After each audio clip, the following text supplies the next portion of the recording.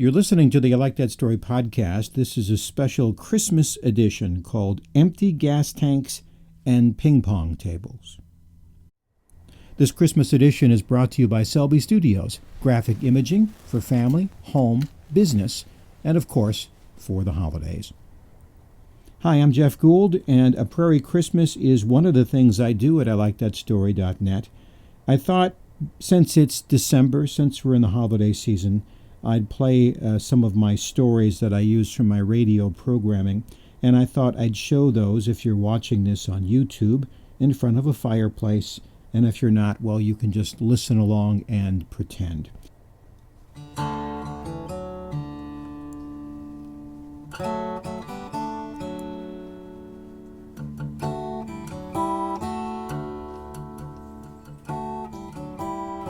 If you ever get lost while the cashier is making change for your dollars, be glad you don't live in the time of Charles Dickens and pounds, shillings, pence, and farthings.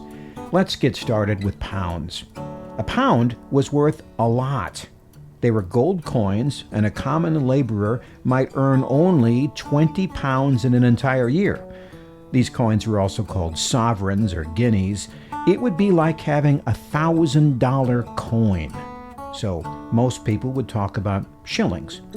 There are 20 shillings to a pound, so a shilling would be like $50, also a lot of money. So we move to pence.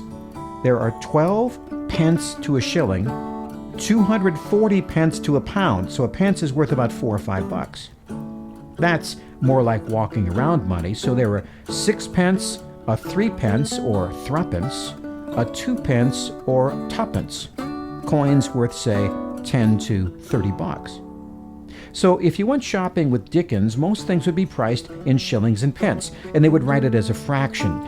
If you've seen the illustration of the Mad Hatter's hat from Alice in Wonderland, you'll see a fraction that says 10/6. Well, that's a price tag. The top number is the shilling, the bottom number is the pence.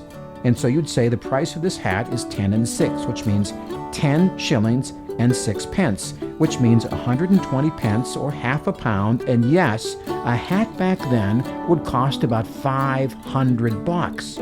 Clothing was expensive in the time of Dickens. Now let's go to the farthing. A quarter of a pence is called a farthing, coming from the word farthing, and is about $1. If you think they would have coins worth less than that, you're right. You could also get a half a farthing, a third of a farthing, and a fourth of a farthing, which literally means a fourth of a farthing, or 1/16 of a pence. And no, that's not it. They actually made something called a mite, which was 1/24 of a pence. Maybe you remember from the Bible, the widow's mite. That's what they're talking about. So 1 mite is 1/5,760th of a pound, or about 16 cents. Well, that's all part of Christmas past. England moved to more of a metric system like we did a long time ago, so they don't do that anymore. And even though I'm as nostalgic as the next guy, I am glad.